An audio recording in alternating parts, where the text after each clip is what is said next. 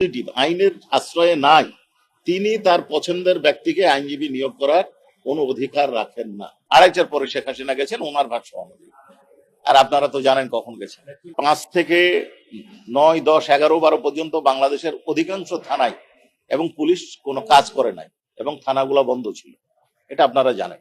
আর ওনার ব্যক্তিগত কারণ হিসাবে উনি বলেছেন যে উনি ট্রমায় ছিলেন, তবে ঊর্ধ্বতন কর্তৃপক্ষ বিশেষত ওসির সাথে উনি যোগাযোগ রক্ষা করেন। আগামীকাল এই সাক্ষীর জেরা শেষ হওয়ার পরে আমরা স্ক্রুটিনি করব। আশা করছি আর 2-1টা সাক্ষী নেওয়ার পর তদন্তকারী কর্মকর্তার সাক্ষ্য দিব এবং শেষ হয়ে যাবে হয় এই মাসের শেষ সপ্তাহে অথবা সামনে মাসের প্রথম সপ্তাহে। এবং এখন পর্যন্ত আমাদের কাছে প্রাপ্ত তথ্য অনুযায়ী ডিফেন্স কোনো সাফাই সাক্ষী দিচ্ছেন না। কাজেই আমরা আশা করছি যদি অনারেবল ট্রাইব্যুনাল ডিফেন্সে কোনো আবেদনের প্রেক্ষিতে সাফাই সাক্ষীর আবেদন মঞ্জুর না করেন, তাহলে আগামী মাসের 15 তারিখের মধ্যে এই মামলা যুক্তিতর্ক শেষ হবে। আপনারা এই আইনের সাথেই একটা শব্দ দেখবেন যে ইন্টারন্যাশনাল ক্রাইম ট্রাইব্যুনাল অ্যাক্ট 1973, অর্থাৎ এই আইনটা তৈরি হয়েছে 1973 সালে, যদিও এই ট্রাইব্যুনাল 2010 সালে স্থাপিত হয়েছে। এই 2010 সালে ট্রাইব্যুনাল স্থাপনের পূর্বেই তৎকালীন প্রধানমন্ত্রী শেখ হাসিনার নেতৃত্বে যে সরকার ছিল সেই সরকার আইনের একটা অ্যামেন্ডমেন্ট করে। এই অ্যামেন্ডমেন্ট করে অনুপস্থিতিতে বিচারের বিধান সংযোগ করে।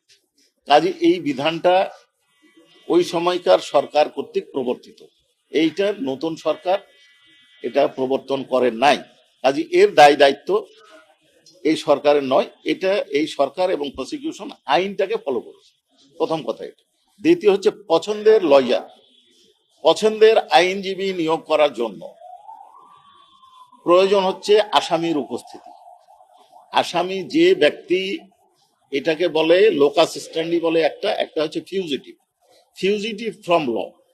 যিনি ফিউজিটিভ, আইনের আশ্রয়ে নাই, তিনি তার পছন্দের ব্যক্তিকে আইনজীবী নিয়োগ করার কোনো অধিকার রাখেন না।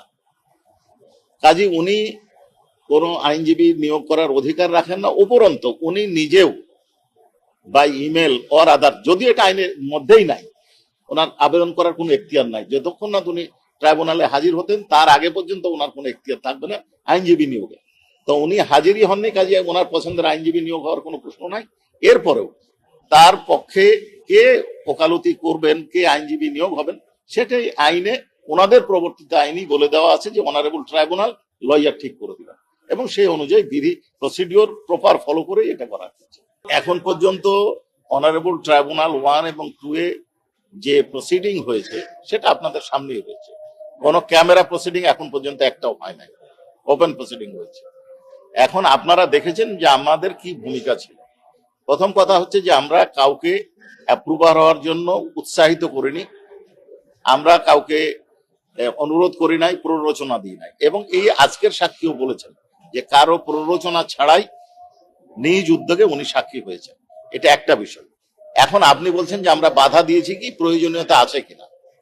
একটা মামলার সাক্ষ্য প্রমাণ উপস্থাপনের ক্ষেত্রে যারা অপরাধ সংগঠন করেছে তাদের থেকে বেশি প্রত্যক্ষদর্শী থাকা খুব কঠিন। এখানে কেন, তারা কিভাবে পরিকল্পনা করে, কিভাবে বাস্তবায়ন করে, ভেতরের লোক বেশি জানে। এটা একটা দিক। আর একটা দিক হচ্ছে, হ্যাঁ, যখন একটা প্রকাশ্যে ঘটনা ঘটে সেই ঘটনার প্রত্যক্ষদর্শী থাকে। শেখ হাসিনা যে অর্ডারটা দিয়েছিলেন, যেটা আমাদের ওই মামলার মূল বিষয়বস্তু ছিল, সেই অর্ডারটা কাকে দিয়েছিলেন? হয় স্বরাষ্ট্রমন্ত্রীকে দিয়েছিলেন, না হয় পুলিশের আইজিপি কে দিয়েছিলেন, বা অন্য কোনো বাহিনীর প্রধানকে দিয়েছিলেন। তো যিনি অর্ডারটা রিসিভ করেছেন তিনি হচ্ছেন মূল সাক্ষী। এবং এইখানে শেখ হাসিনার অর্ডারটা উনি দিয়েছিলেন কার মাধ্যমে? স্বরাষ্ট্রমন্ত্রীর মাধ্যমে, যেটা স্বরাষ্ট্রমন্ত্রী তার পুলিশ